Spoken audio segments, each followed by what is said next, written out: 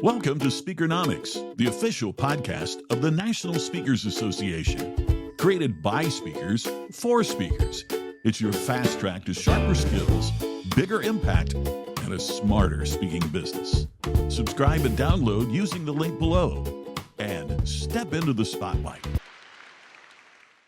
Well, hi, everybody. Welcome to the Speakernomics podcast, the official podcast of the National Speakers Association. My name is Matthew Blades, and I'm one of the new hosts here on this podcast. Today, we are going to learn from one of the best in our industry. Maybe you rubbed elbows with or at Influence this past weekend. But today, we're going to learn how to use listening as a real business advantage.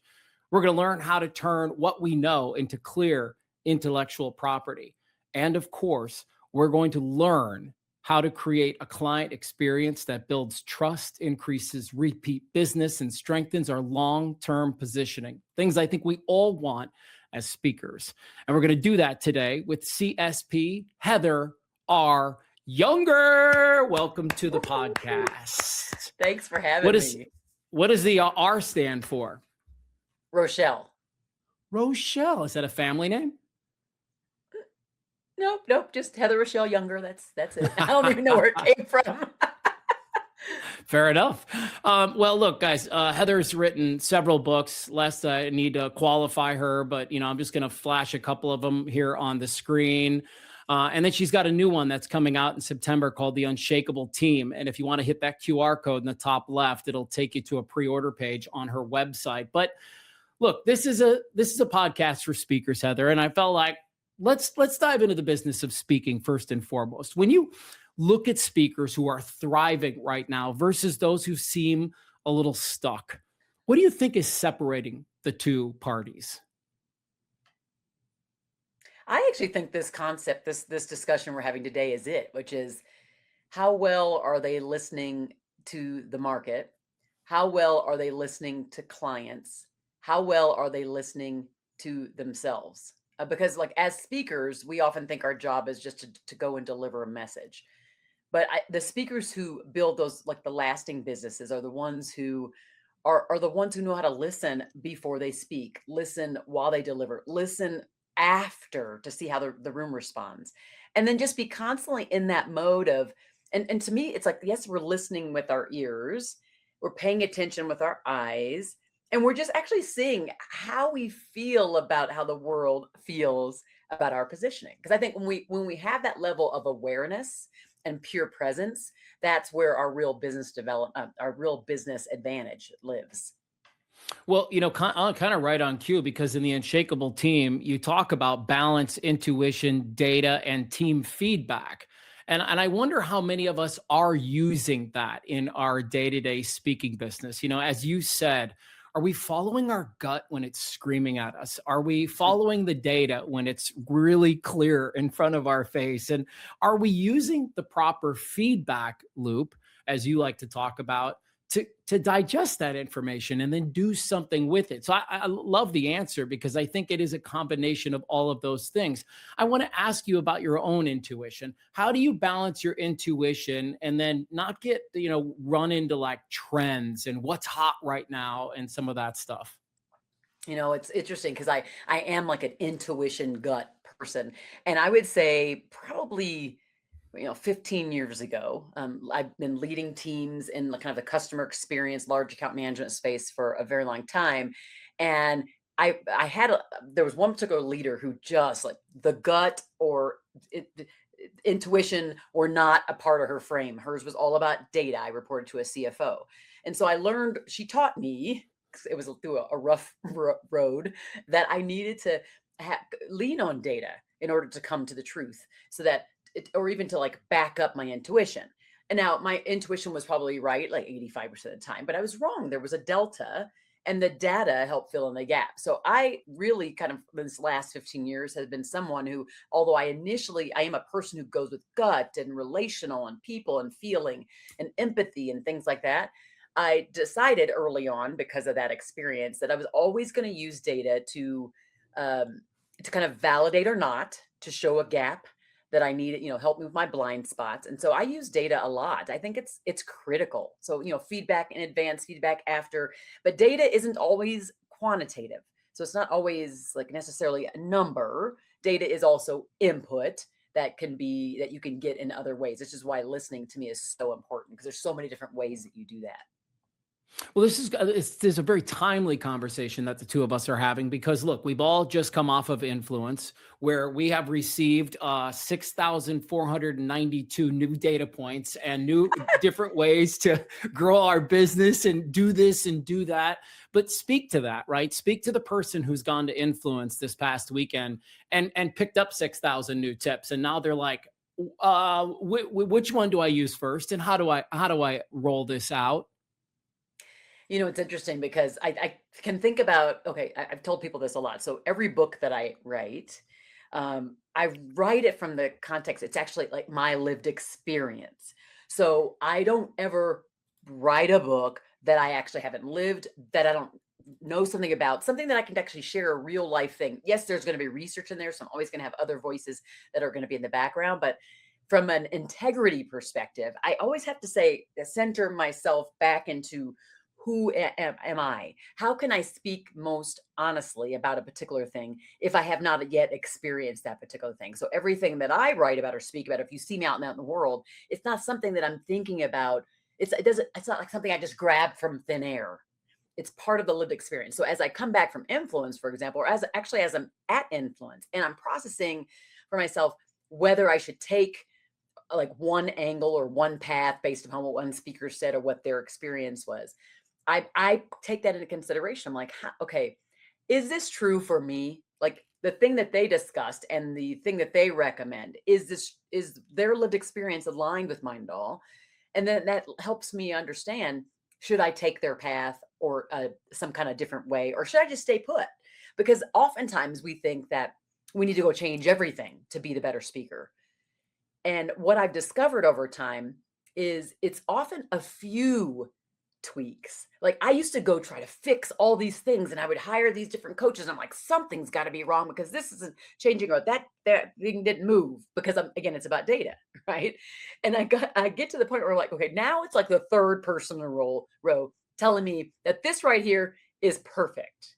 And so then maybe it's this right here instead. So stop trying to do the thing that's over here that's actually great, and work on the thing over here that might be causing me or us to get stuck. So that's what I would say, is when you're listening to the feed, when you're hearing all the people, and there's 6,500 different views of what we should do next, consider for yourself, how are you aligned with the different people's lived experience, and then go, where should I now live in that particular truth? Because it's going to adjust based upon that. You're not someone who is like their entire business has been doing workshops, and you're a keynoter, or vice versa.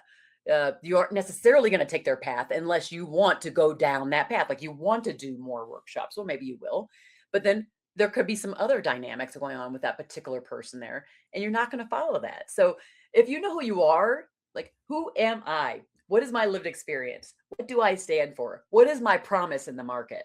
Stay true to that, and then it'll help you narrow down what it is you need to go change after Influence. Okay. I'm going to assume that you know who you are, and I'm going to assume that you have figured this out, and maybe you have, maybe you haven't. But given that, how are you approaching your speaking business right now, using the most authentic Heather Younger to drive up business, to drive new business, to be the very best on the stage? I realize there's a lot there, but just kind of start hacking away at that. Like, knowing who you are, how are you approaching your speaking business right now? Again, everything for me starts and stops with listening. And listening to me is also presence, going into interactions, trying my hardest to remove my own personal filter so I can really hear what the person is telling me.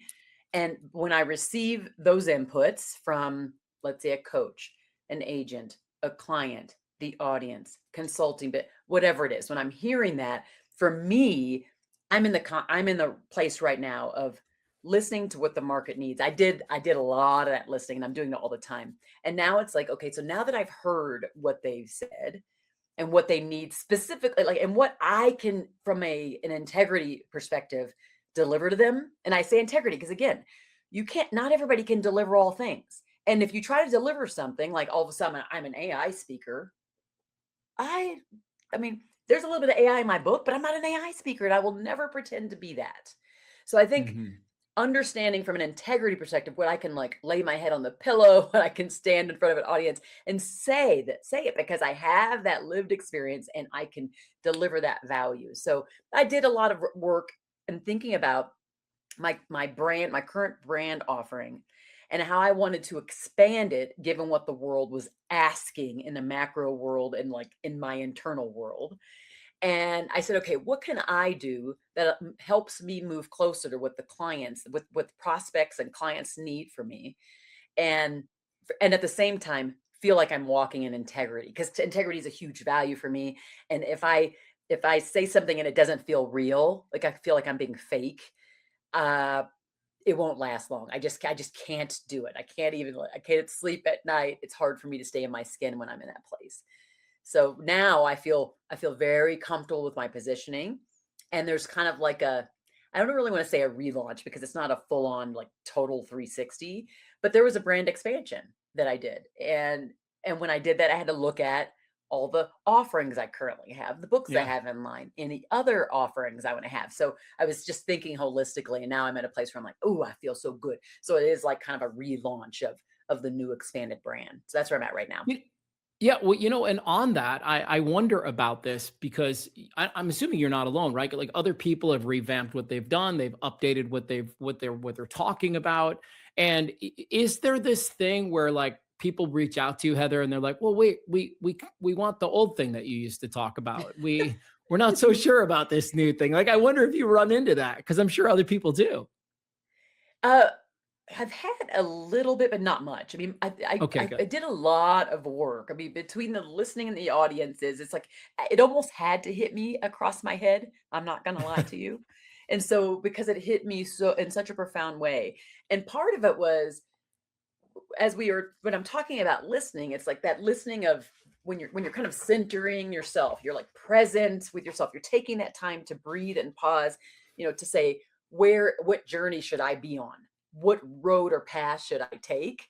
And for me, I heard it in my personal life. I had started written one book that got me partly there, and I was like, ooh, I still don't think it's quite there, but I think what I realized is I was moving in the closer direction to what the clients were needing. And my audience particularly is and mostly are those who lead people, so people leaders.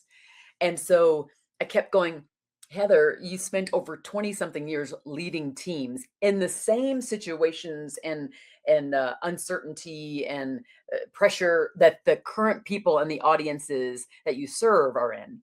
But you have really been kind of downplaying that. And then I had to Mm. ask myself, ask myself and hear myself and ask myself why that was. And then finally I answered the question and then got to the point where I was like, okay, now it's time for me to lean into the thing that I experienced, so the lived experience I just talked about from the integrity perspective, and how that aligned with the current audiences I already serve, and how that voice, that experience, the things I learned can now inform and enlighten them and prepare them for this next stage of like whatever happens next, with all the change and the pressure that's in front of them. Sure. Okay, let's enter a little bit of a rapid fire sequence here. So not big long answers, short answers to a Okay. few questions. What are clients buying today that they weren't buying 5 years ago? Hmm.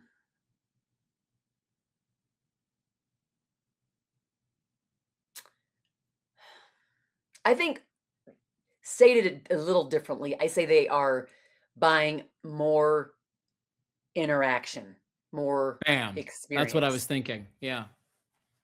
Yeah, that's exactly what I was thinking. I think they want more audience interaction, right? That's a different Mhm. thing. Yep. What are clients asking for right now that speakers should be paying attention to? Probably the same thing. Customization. Mm. Yep. Speak on that just Customization. a little bit. Give me a little bit more on that one. Well, I'm gonna be honest. I am in an evolution time with that because I tend to be somebody who customizes a lot. So I have a framework. All my keynotes have frameworks or models. Okay, and then there's my content. I'm the expert, and then there are different parts of that kind of I weave in, not just like the name of their company or the name of this thing, but I mean, it could be stories that I learned through my listening that I do in advance in my focus groups. I do it with in advance of every keynote. It could be just other research I've done.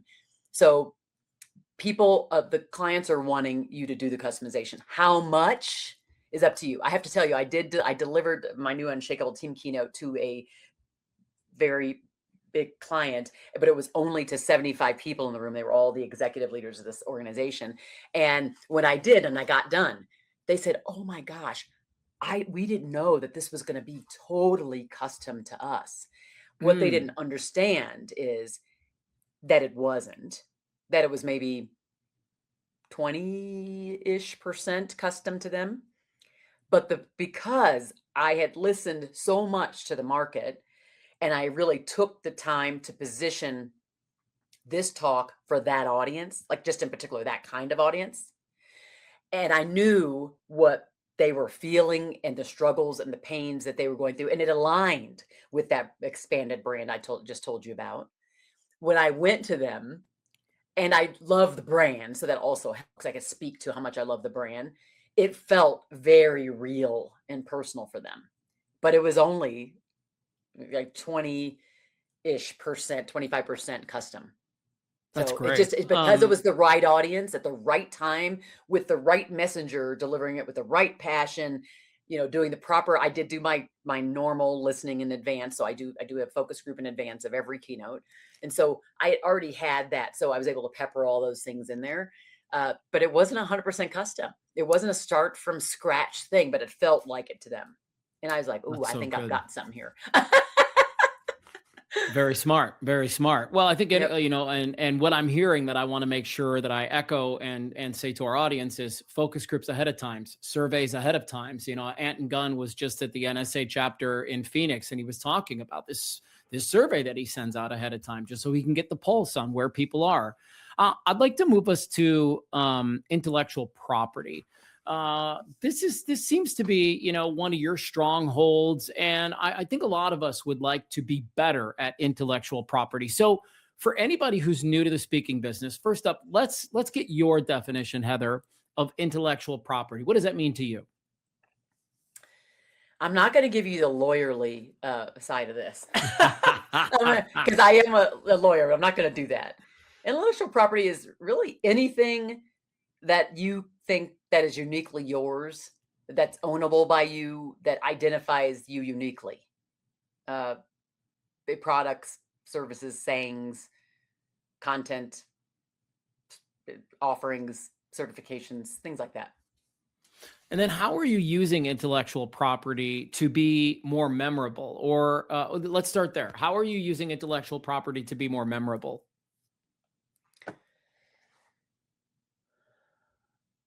I would say here's one thing that I do that's pretty standard is I have a lot of registered trademarks. So for example, caring leadership is a registered trademark by my company and me. So if somebody utilizes that in the context of their commerce, so they're trying to sell something and use that phrase, I own it. So I have a legal right to stop that from happening. It is a very common phrase. So it comes up so much, I would be bankrupt if I had to defend against someone using it every single second. I'm not going to lie. But if it's something that's pretty blatant and it's out in the social space, or it's a book that comes up, believe me, been there, done that, still doing that now. So I think the key is I do not shy away from, I'm pretty aggressive with protecting something. Particularly, it's not just the phrase. It's the fact that I have an entire master class of the workbook. I have a certification program. I have, so because of that, I wanted to make sure that it's something that I hold on to, and people do know me for that. So people will reference me here and there in periodicals or via social or whatever, using that particular phrase. What do you think? So that's it. I mean, those are some of the things I do. There's lots of other things I do, Sure. but I mean, the protecting your IP is very critical, particularly these days with AI. Oh, I'm sure. What do you think the biggest mistake is that speakers make when they're trying to create it? Let's say there's somebody listening to us right now and they've got a brilliant idea and they're like, I'm going to do it this way. Maybe share with us how you created, your catchphrases and maybe some of the things that you learned along the way so that we don't skin our knees as much. Yeah, I would say first. So go to make sure that you are looking up on the USPTO site any of the terms that are already being utilized. So you go in there Okay. and there's this place where you can search and see what's already a registered trademark. And if you don't see anything pending or anything there, at least you know it's there. Also, go to for me, I go to GoDaddy or something and I search to see if there's any websites that already have URLs that are created. So I'm always searching for that. Like, oh, this thing sounds cool. I really like this. And I think this is something I can scale. That's the other thing. Don't protect for the sake of just protecting. Protect knowing you're going to build an ecosystem. And I do believe that you bring I built an ecosystem of caring leadership by creating the masterclass, by having the assessment that was created by an IO psychologist, by having a whole caring leadership ambassador program where I do group coaching with executive teams.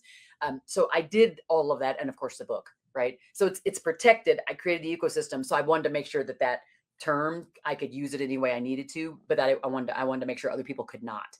And I've done that with other things inside of the different mini ecosystems that I create. So now, for example, with Unshakable Leadership, well, Unshakable Leadership is one I could not trademark because it's unshakable and it was something that was already utilized. But I have Unshakable Team, and there's all these other things that are registered trademarks or paid trademarks that are pending. And then I have other things that I'll be creating from that. So what workshops, what master classes, what LinkedIn learning courses, what any of those kinds of things that I can create, continue to layer, and assessments and things like that to layer underneath that one concept that becomes something that's sellable as a system to corporate environments, which is where I primarily work in.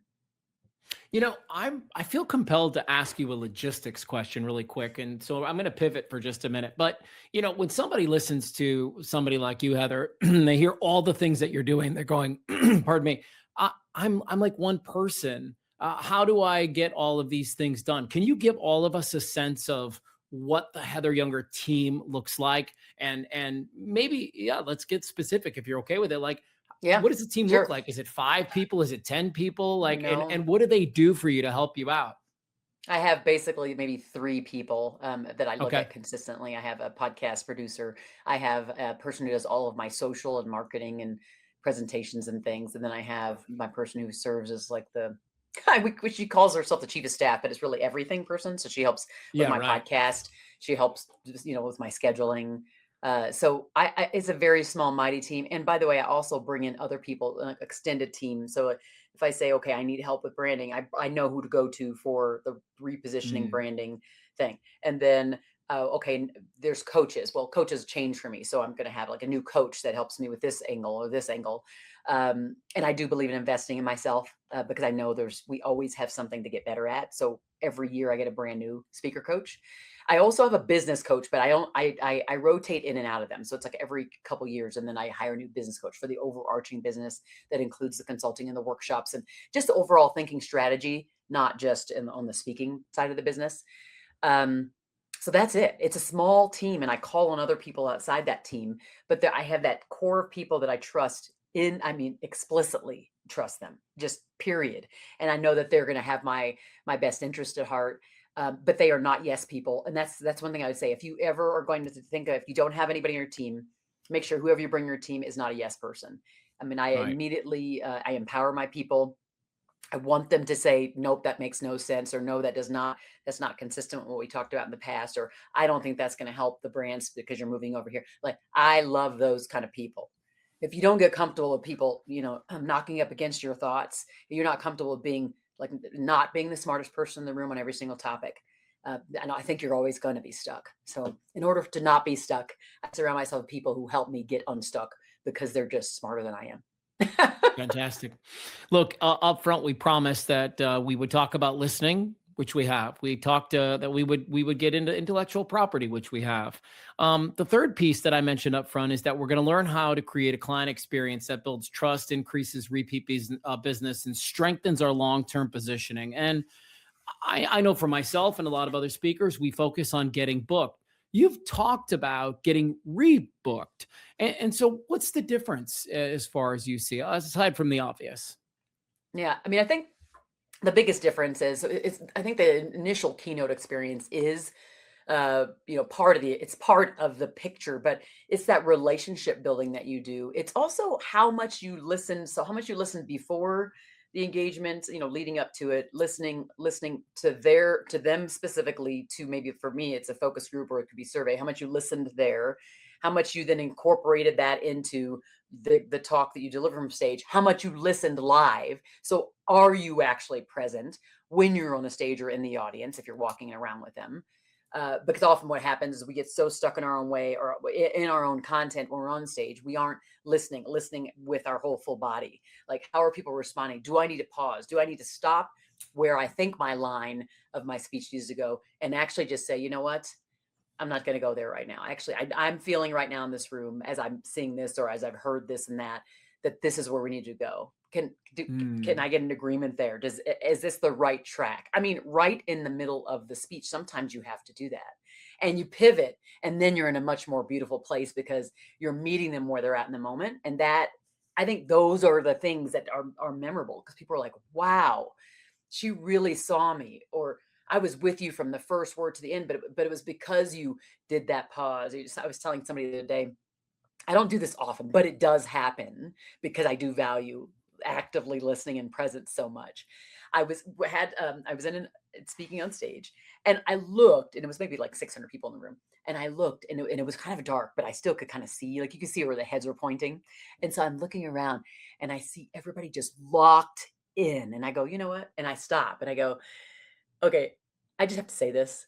I'm looking from the front to the back and all the corners, and I see all of you locked in. We're talking about self leadership, and presence is a huge part of that. So I want you to give yourself a round of applause because Mm. you have been present with me. You've given me the respect to be here with you and for you to take it all in. And so they clap for themselves. But I just stop in the middle of it. I didn't have that plan, but I saw it. I felt it, that it was resonating, that I just wanted right in the minute just to be like, bring that to their attention, that they were doing that. And that is because in this world, hardly anybody listens.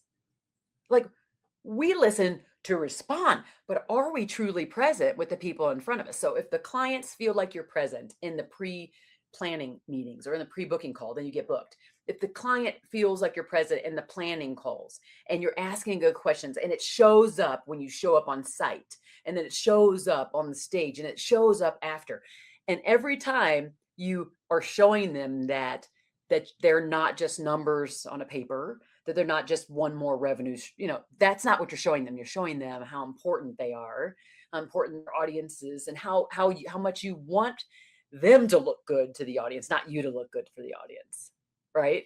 That's all Oh, that trust building good stuff that it's hard to put a number on that, isn't it? oh, But I that's the just stuff love that this helps us answer. create that experience. So good, because I used to say, look, I spent 28 years in radio and television, and I always used to say to people, the best shows were when we took everything that was on our paper and none of it made the air that day. And that's what you're saying about yourself. It's like some of us are so locked on our content that I have to say this, and then I've got to bring this home, and then it's followed by this story, that you wouldn't even be present long enough to see that everybody is completely locked in. And what's the biggest key to listening? It's like, I feel acknowledged. I feel like you Mm, saw me. I feel like mhm.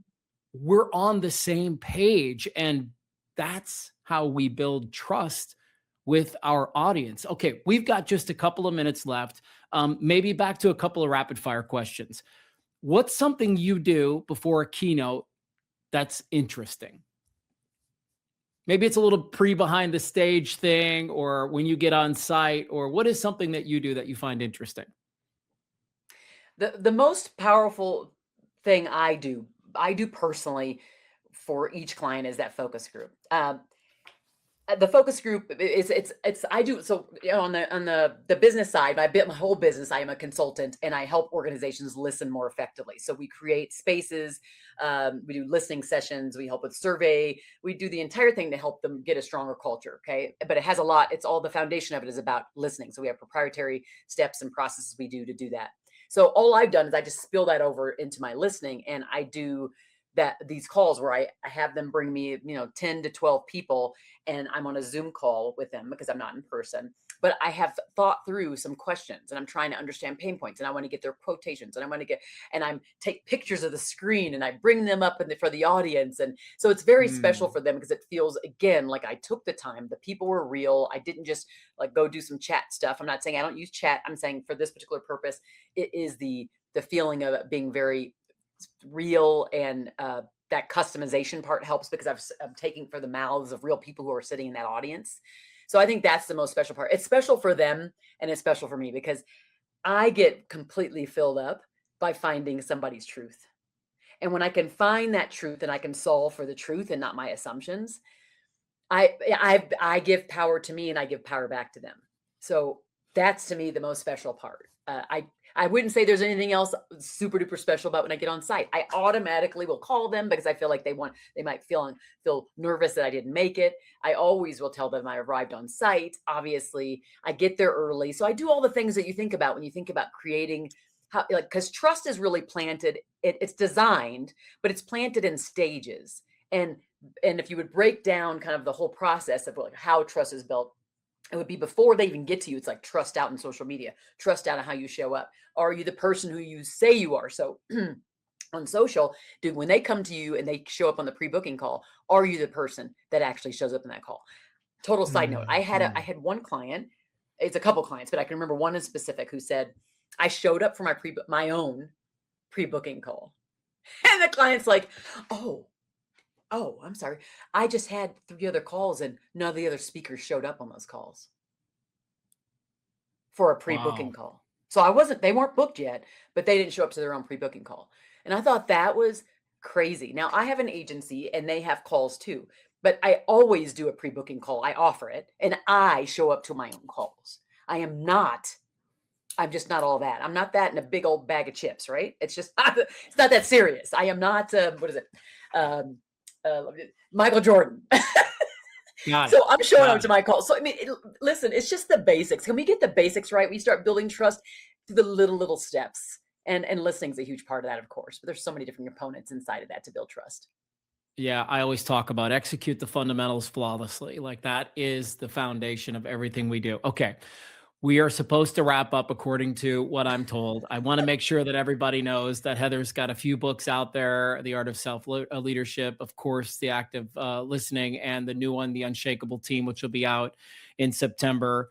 The last question that I'm going to give you, Heather, today is, and this pains me because I have about 7 that I want to ask you, but let's go back to the audience member. I want to make sure we serve them today.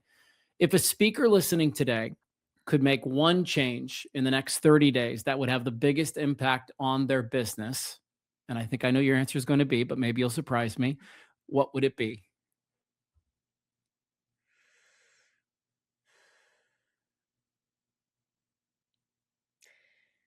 Commit to really finding out in advance of you showing up to the event what is really going on in that organization or in the lives of the people in the audience. Don't make assumptions. Don't just use chat. See if you can talk to real people. Go do the research. Become a researcher. I would say that would be the most important thing to do, because when you do that, you start to see the market tells you really what it needs. And now your messaging and the problem you solve can be much more clear.